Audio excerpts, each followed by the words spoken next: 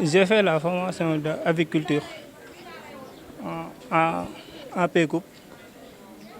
C'était spécial. Bon, c'était quelque chose d'inattendu, quoi. Mais bon, c'était cool en fait, à vrai dire. Pour beaucoup de choses. On a appris comment gérer notre entreprise. En même temps aussi, on a fait beaucoup de choses, quoi, à grosso modo.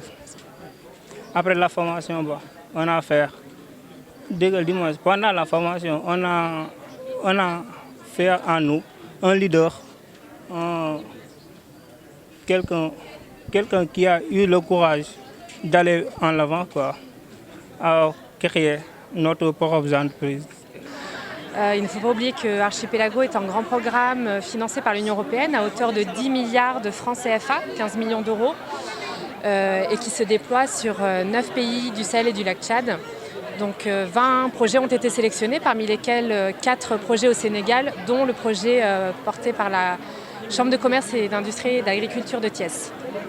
Alors la Chambre de commerce est effectivement distinguée par une forte propension à développer le compagnonnage consulaire, c'est-à-dire qu'il s'est concentré, au-delà de la formation professionnelle, à renforcer les compétences de la Chambre de commerce et d'industrie et d'agriculture de Thiès, à apporter de nouveaux services aux entreprises et puis à rapprocher aussi les deux territoires, le territoire de Thiès et le territoire des Côtes d'Armor en France. On est fiers d'avoir participé à ce programme de formation et heureux surtout pour les diplômés, les jeunes diplômés qui vont créer pour certains leur entreprise, et je leur souhaite plein de succès pour la suite, pour les années à venir.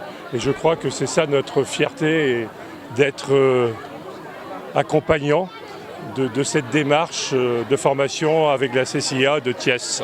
Bien entendu, je pourrais donner l'exemple du territoire des Côtes d'Armor. Le territoire des Côtes d'Armor, il y a 30 ans, c'était des petites fermes, des petites exploitations, avec des formations qui ont commencé aussi avec des centres de formation et des lycées agricoles. Et aujourd'hui, on est les Côtes d'Armor, c'est un des départements les plus dynamiques en agriculture de France, avec l'élevage porcin en numéro 1. Et on est dans une vraie dynamique agro-business avec l'exportation, etc. Donc effectivement, vous êtes au démarrage, je pense, d'une belle aventure. Et puis aussi, bien sûr, pour un projet d'autonomie alimentaire, ce qui est important pour un territoire, pour tous les territoires, c'est important. Ce projet est un projet très structurant entre l'Afrique et l'Europe, dans la lignée d'un accompagnement en formation professionnelle qui sera très bénéfique hier au secteur privé du Sénégal. Et nous sommes évidemment aujourd'hui très, très contents pour tous ces jeunes qui sont formés et qui plus tard auront leur entreprise ou travailleront dans le secteur privé. Ce projet va être pérennisé d'abord par le secteur privé, puisque ces jeunes vont trouver eux-mêmes leurs débouchés. Le secteur privé va aussi demander des jeunes ayant cette qualification. Il ne faut pas oublier que le Sénégal avait et a en 2021 plus de 6% de croissance économique.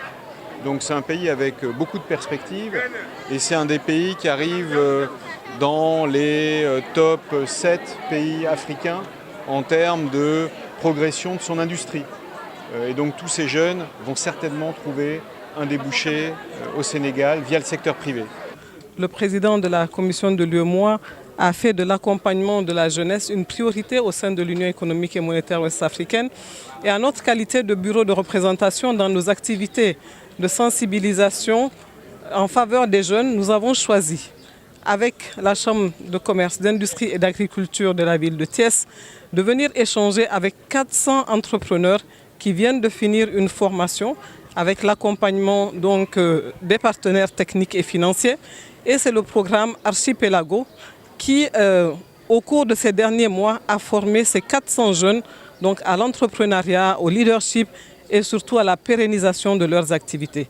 Nous avons jugé utile d'échanger avec ces jeunes pour expliquer un peu ce que l'UEMOA fait, quelles sont les initiatives communautaires en matière d'entrepreneuriat, en matière de compétitivité et aussi en matière de développement en général de l'espace sous-régional. À l'issue des échanges, nous avons été satisfaits Déjà par la qualité de l'enseignement que ces jeunes ont reçu. C'est une formation qui est très riche, qui est à la fois pratique et théorique, avec des immersions dans le monde professionnel.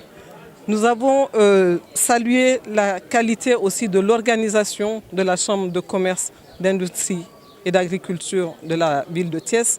Nous avons salué le partenariat exemplaire avec la Chambre de commerce de Côte d'Armor, mais surtout, nous avons réellement senti un engagement de ces jeunes. 400 jeunes qui sortent tous ensemble d'une formation avec des niveaux différents de formation et qui sont prêts à affronter donc le monde professionnel, qui sont prêts surtout à travailler non seulement en réseau, mais aussi à travailler, à créer eux-mêmes de l'emploi. Les jeunes aujourd'hui ne sont plus attentistes, ils n'attendent plus de l'emploi, ils cherchent à créer de l'emploi et à donner de l'emploi.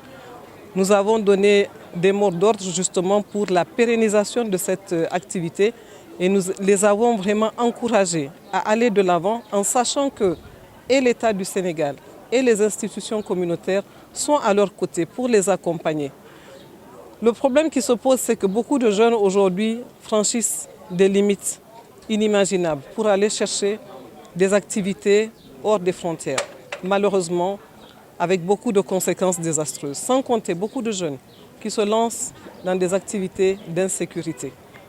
Et il est important pour nous, au niveau de l'UEMOA, d'accompagner cette jeunesse-là pour créer un réseau, pour créer une synergie d'ensemble autour de la jeunesse, pour que cette jeunesse-là soit capable de prendre la relève, d'assurer la construction de l'espace communautaire.